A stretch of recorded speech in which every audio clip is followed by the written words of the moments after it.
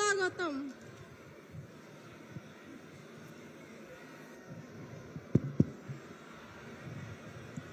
मेरे साथ बोलिए, भारत माता की। क्यों भाई, वर्धमान वालों की आवाज को क्या हो गया है? मोदी जी को फिर से प्रधानमंत्री बनाना है या नहीं बनाना है? 400 पार करनी है या नहीं करनी है? बे माइक में कौन बोल रहा है?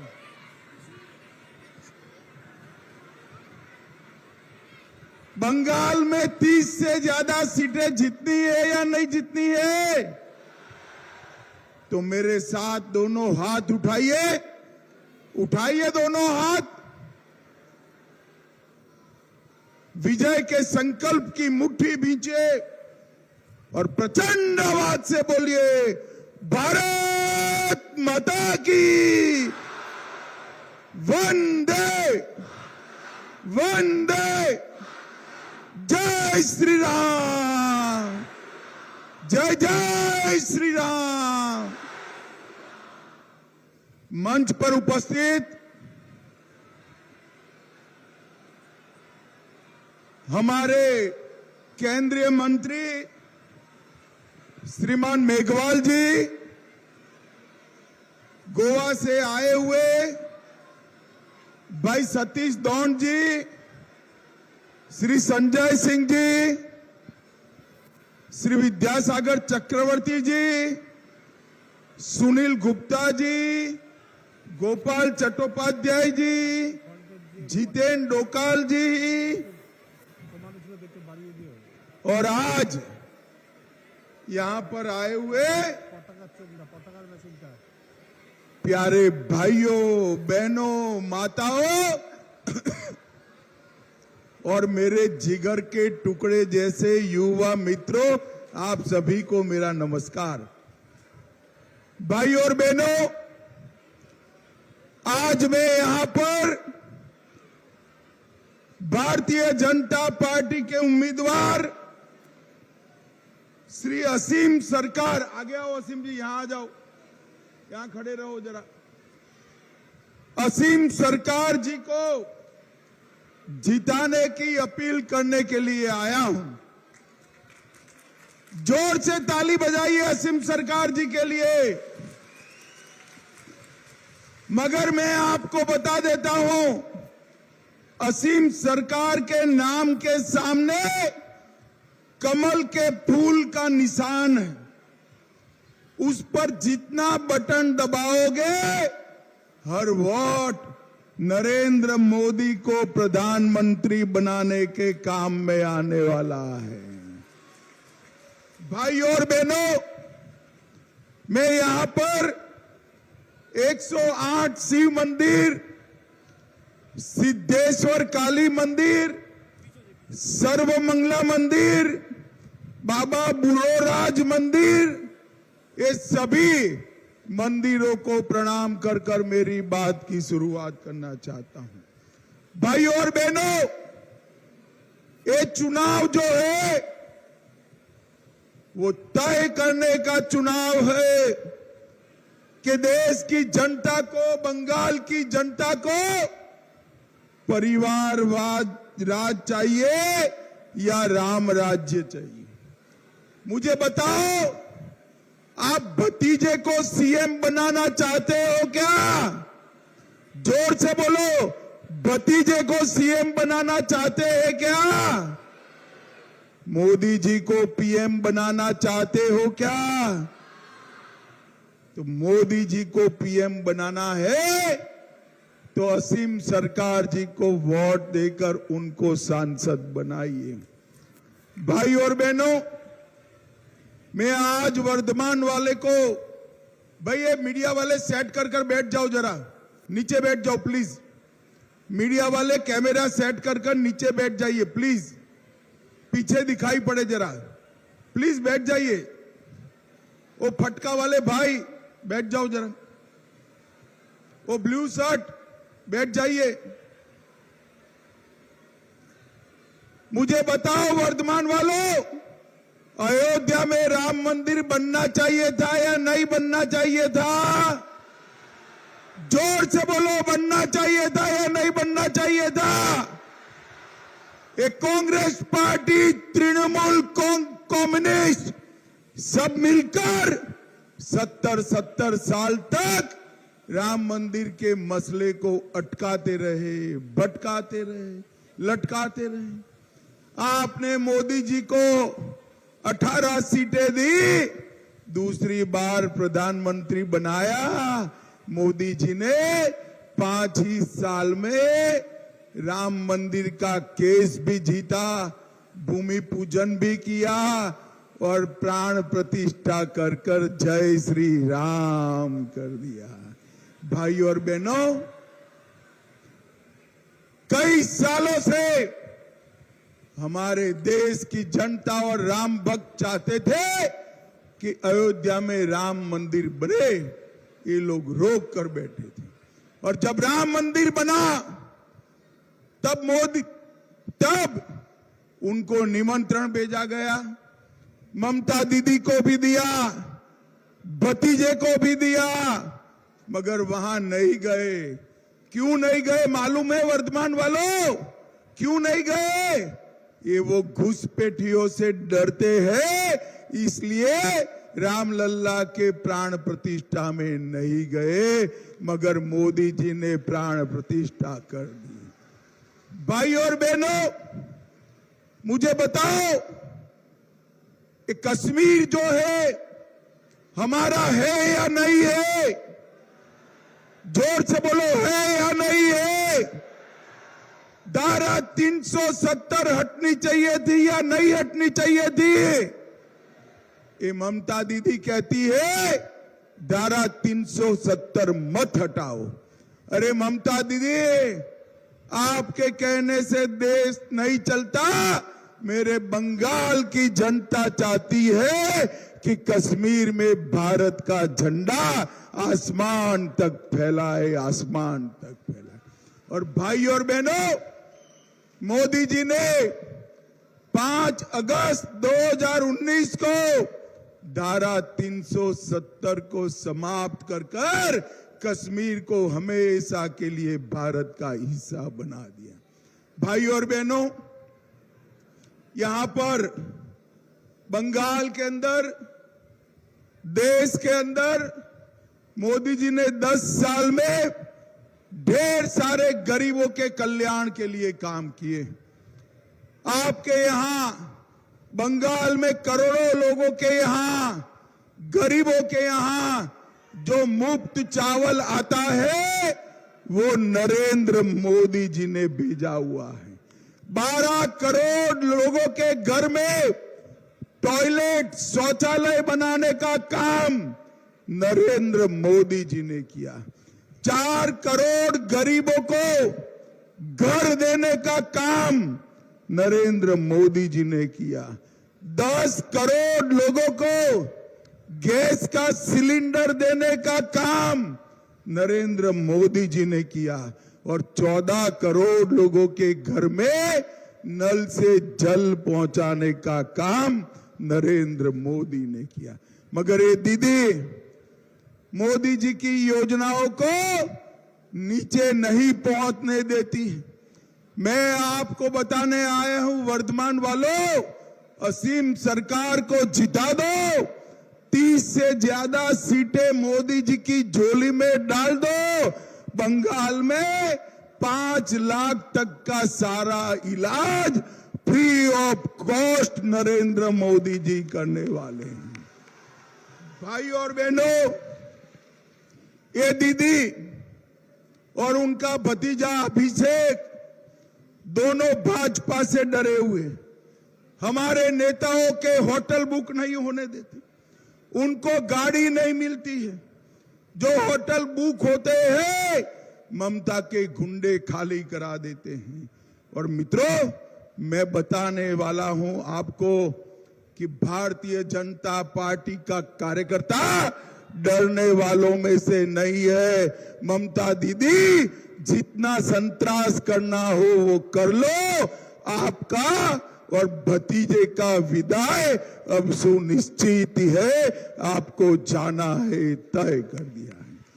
भाई और बहनों, 21 के विधानसभा चुनाव में बनेश्वर रॉय, संदीप घोष, सुशील मंडल, रोबिन पॉल, सुखदेव प्रामाणिक, बलराम मांझी, काकालिक क्षेत्रपाल, दुर्गाबाला बाग, भादु दास, शोभ हांसदा, ये सारे भारतीय जनता पार्टी के कार्यकर्ताओं को दीदी के गुंडों ने मार दिया। मैं आज दीदी बताकर जाता हूं, जिन जिन ने भी ये हत्या करी है, हमारी सरकार बनाने के बाद पाताल में से भी उनको ढूंढकर जेल की सलाखों के पीछे डालने का काम भारतीय जनता पार्टी करेगी। हमारे कार्यकर्ताओं पर चरस गांजा का केस करते और कोर्ट उनको निर्दोष छोड़ देती। ममता दीदी, शर्म करो, शर्म करो। निर्दोष गरीब कार्यकर्ताओं पर नारकोटिक्स के केस करती हो। अब आपके दिन भर गए हैं दीदी, आपके दिन भर गए हैं। भाई और बहनों, मोदी जी की सारी योजनाओं को ममता दीदी अपना नाम लगाकर नीचे भेज रही है। पीएम फसल बीमा योजना, उसको बांग्ला फसल बीमा योजना कर दिया। नरेंद्र भाई ने घर दिया, पीएम आवास, बांग्ला आवास किया।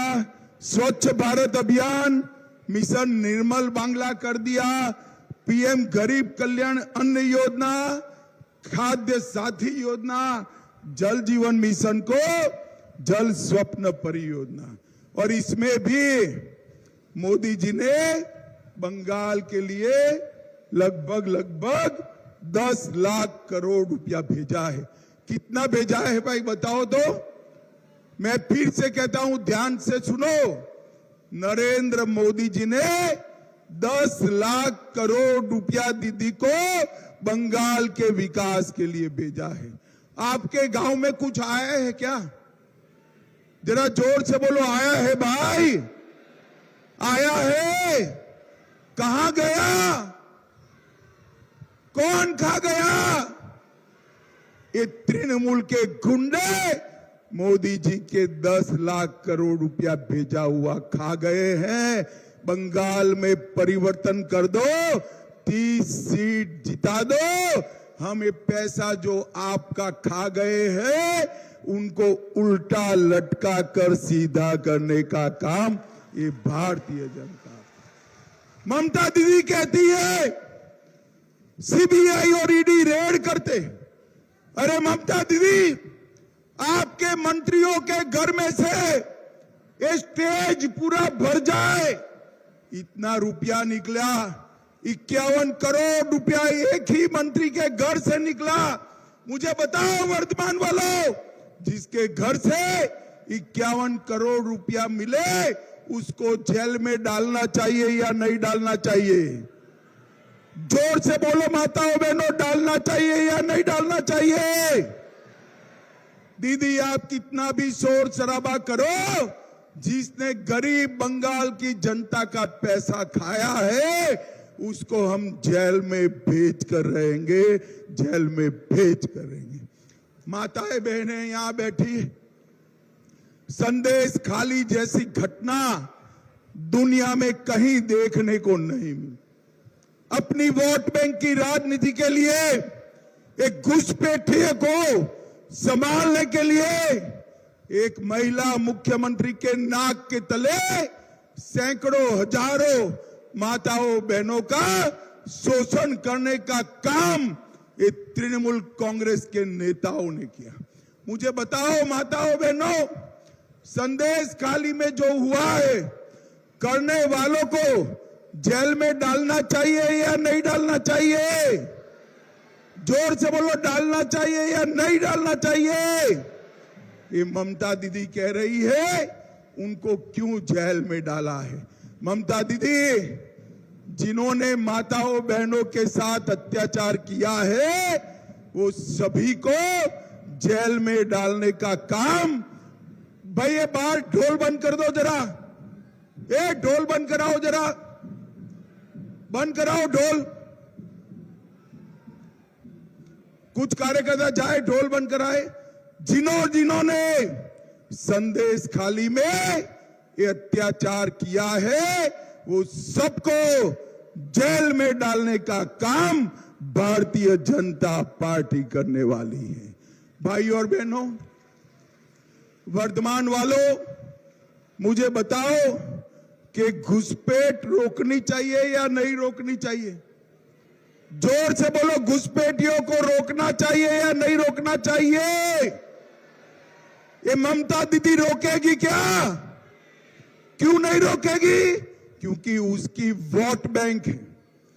मगर मैं बताता हूं, आसाम में भाजपा सरकार बनी, आज घुसपैठ बंद हो गई है और वो दिन दूर नहीं है, यहां पर भी भाजपा सरकार बनेगी।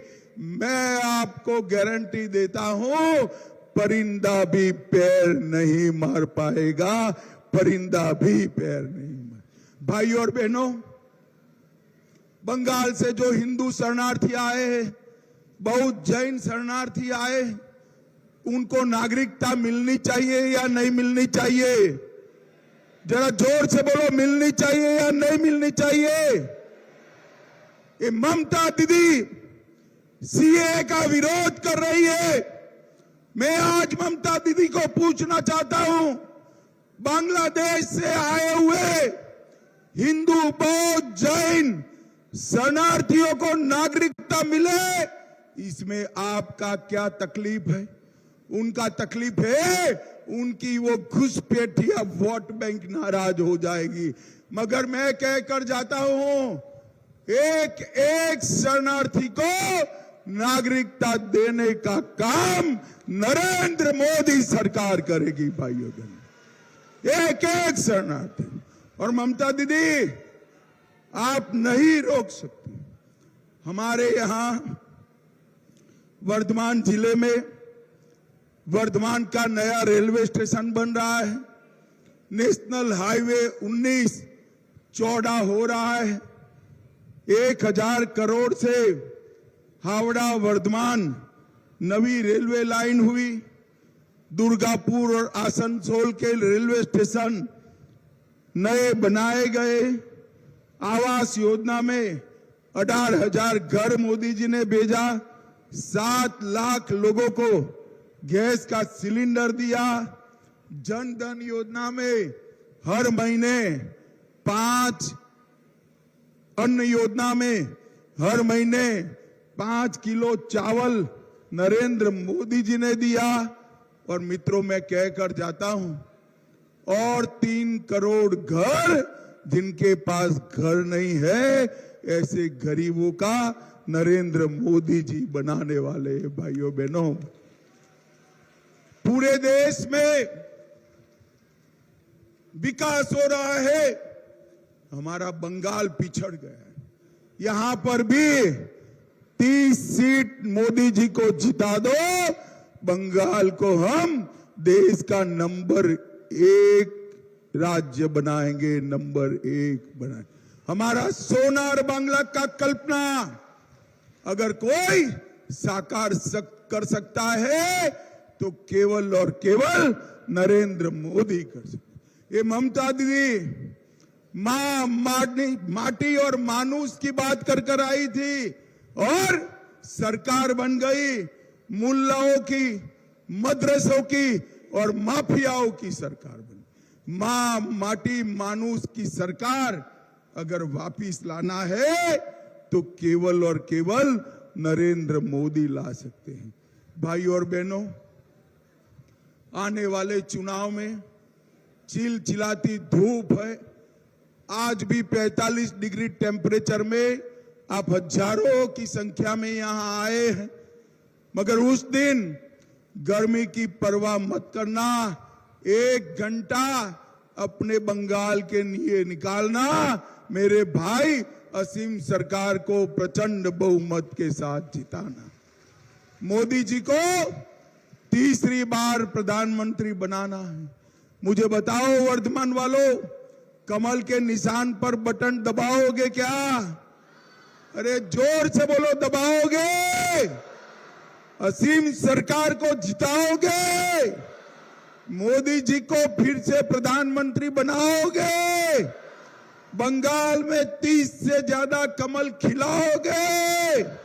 तो मेरे साथ दोनों हाथ उठाइए, सभी माताएं उठाए कृपया, सभी माताएं संदेश खाली का सब लोगों को जेल में भेजना है, उठाइए हाथ, दोनों हाथ उठाइए, मुट्ठी भींचिए और बोलिए भारत माता की जय श्री राम, जय श्री राम, वंदे वंदे। आप सभी का इतनी गर्मी में 45 डिग्री टेम्परेचर में इतने समय से बैठकर असीम सरकार जी को आशीर्वाद देने के लिए बहुत बहुत धन्यवाद, आभार।